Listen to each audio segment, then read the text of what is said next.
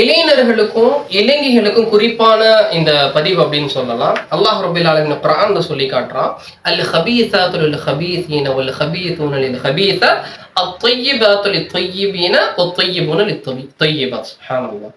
யதார்த்தமா நம்ம ஒரு இளைஞனா இருக்கும் பொழுது இல்ல இளைஞியா இருக்கும் பொழுது நம்ம என்ன நினைப்போம்னா, எனக்கு வரக்கூடிய கணவனோ மனைவியோ வந்துட்டு அல்லாஹ்க்கு பயந்தவங்களா இருக்கணும் அப்படின்னு நம்ம எதிர்பார்ப்போம். கண் பார்வைகளை வந்துட்டு ரொம்ப பேணிக்கையுடையவங்களா இருக்கணும் அப்படிங்கறத எதிர்பார்ப்போம். அது எல்லாத்தையும் இருக்கக்கூடியது. ஆனா அல்லாஹ் ரப்பல் ஆலமீன் இந்த ஆயத்துல என்ன புரிய வைக்கிறான்னு சொன்னா, நீ அப்படி எதிர்பார்க்கிறா, நீ அப்படி வாழ, நீ அப்படி ஃபர்ஸ்ட் வாழ் அப்படிங்கறத அல்லாஹ் ரப்பல் ஆலமீன் உணர்த்துறான். நீ எப்படி வாழ்றியோ அதே வகையில இருந்தா உன்னுடைய மனைவியோ கணவனோ அமைவான் அப்படிங்கறத அல்லாஹ் ரப்பல் ஆலமீன் என்ன பண்ண இந்த ஆயத்து மூலியமா நமக்கு தெளிவுபடுத்துறான்.